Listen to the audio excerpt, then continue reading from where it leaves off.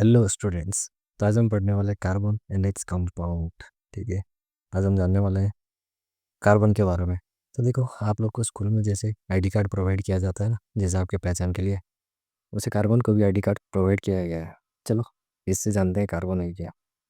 देखो, तो कार्बन है क्या है ना, ये हमारा पीरियोडिक जो टेबल है ना, पीरियोडिक टेबल का 6th एलिमेंट है, जो कि 14 ग्रुप को बिलोंग करता है। ठीक है। इसका वैलेंसी 4 होता है और ये हर जगह पाया जाता है। एड्रेस देखो, ओमनी प्रेजेंट लिखा है ना, ये हर जगह मिलता है। ठीक है। यानी हमारे चारों तरफ कार्बन है या फिर कार्बन से बनी कंपाउंड्स चारों तरफ मिलते हैं एनवायरनमेंट में। देखो पीरियोडिक टेबल, यहाँ पे देखो, ऐसे आके यहाँ पे ये देखो, छठा में कार्बन प्रेजेंट है ना। देखो कार्बन अर्थ क्रस्ट में और हमारे एटमोसफेयर में बहुत कम परसेंट में पाए जाते हैं, फिर भी ये बहुत इंपॉर्टेंट रोल प्ले करता है।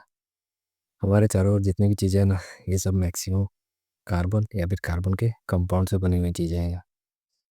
तो वह जान के और भी ज़्यादा शौक हो सकता है कि ह्यूमन बॉडी भी 18.5% कार्बन से ही बना हुआ होता है। अब देखो, कार्बन की कुछ और डिटेल्स के बारे में बात करते हैं, या फिर इसकी कुंडली ही कह लो। कार्बन को सिंबल से इसे रिप्रेजेंट किया जाता है। ये एक नॉन मेटल होता है। इसका एटॉमिक मास 12 AMU होता है, एटॉमिक नंबर 6 होता है और उसकी वैलेंसी 4 होता है। अब देखो, ये होता है कार्बन का स्ट्रक्चर। तो सेंटर में जहाँ सी लिखा है देखो, इसे न्यूक्लियस कहा जाता है। न्यूक्लियस में ये 6 प्रोटॉन और 6 न्यूट्रॉन को होल्ड करता है। ठीक है। और इसके चारों ओर इलेक्ट्रॉन्स रिवॉल्व करते हैं। जैसे सन के चारों ओर प्लैनेट रिवॉल्व करते हैं ना, ऐसे ही इलेक्ट्रॉन्स रिवॉल्व करते रहते हैं। ठीक है। अब देखो इसका इलेक्ट्रॉनिक कन्फिग्रेशन, तो हमने 9th क्लास में पढ़ा है के एल एम एन सेल। तो इसका जो पहला सेल होता है के सेल, इसमें 2 इलेक्ट्रॉन्स होते हैं। उसके बाद वाले एल सेल में 4 इलेक्ट्रॉन्स होते हैं। ठीक है। तो इसका outer most shell L shell है। एल सेल में 4 इलेक्ट्रॉन की वजह से इसके वैलेंस इलेक्ट्रॉन भी 4 ही होते हैं। अब हम बात करने वाले हैं एलोट्रोप्स ऑफ कार्बन।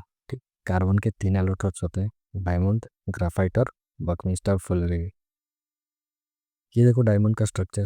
डायमंड का स्ट्रक्चर में एक कार्बन आटम और 4 कार्बन आटम से जुड़ा हुआ होता है। ठीक है। तो ये डायमंड जो होता है, हार्डेस्ट नेचुरल सब्सटेंस है। ये कलरलेस ट्रांसपेरेंट सॉलिड सब्सटेंस है, जिसके पास एक्स्ट्राऑर्डिनरी साइन भी है। इसमें एक कार्बन आटम और 4 कार्बन आटम से जुड़े होने की वजह से इनका बॉन्ड बहुत स्ट्रॉन्ग रहता है। स्ट्रॉन्ग बॉन्ड की वजह से इसका मेल्टिंग पॉइंट भी हाई होता है।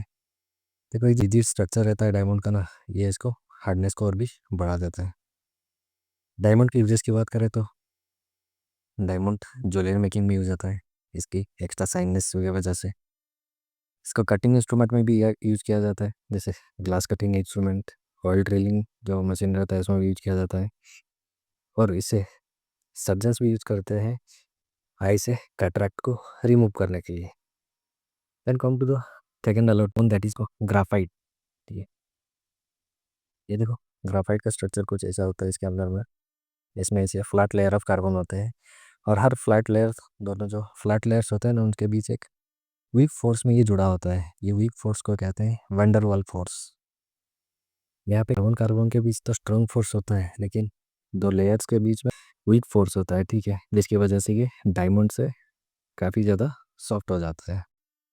तो ग्राफाइट के कलर की अगर बात करें तो ये ग्रेस ब्लैक कलर का सब्सटेंस होता है, जो कि सॉफ्ट और स्लिपरी होता है।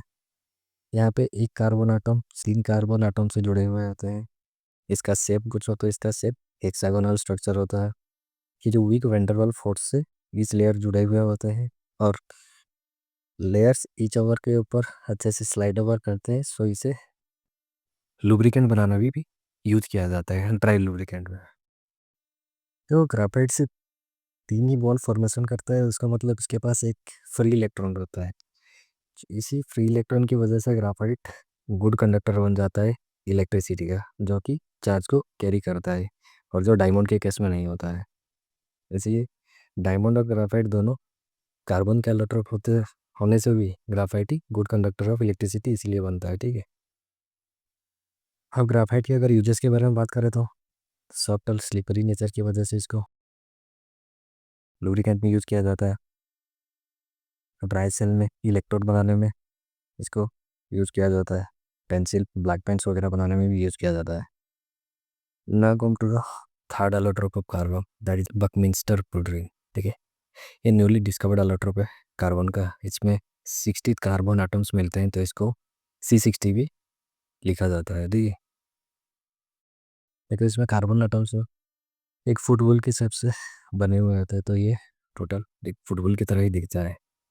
एक यूएस आर्किटेक्ट बकमिंस्टर फुलर की नाम से इसका नाम बकमिंस्टर फुलरिन रहा है। ठीक है, इसमें 20 हेक्सागन शेप्स और 12 पेंटागन शेप्स मिलके ये बना हुआ होता है। ठीक है, अब कुछ चर्चा करते हैं बॉन्ड्स के बारे में। देखो, बॉन्ड दो टाइप्स के होते हैं, एक इलेक्ट्रोवालेंट बॉन्ड, दूसरा कोवालेंट बॉन्ड। इलेक्ट्रोवालेंट बॉन्ड क्या होता है? जब इलेक्ट्रॉन की ट्रांसफर से बनता है।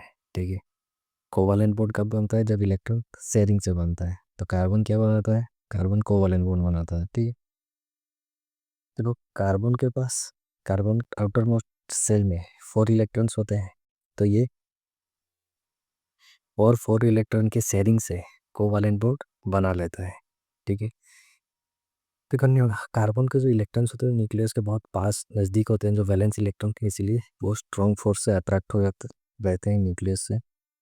और ये स्ट्रॉन्ग बाउंड की वजह से ये लूज अच्छे से नहीं हो सकते हैं। इसको लूज करने के लिए बहुत फोर्स रिक्वायर्ड होता है।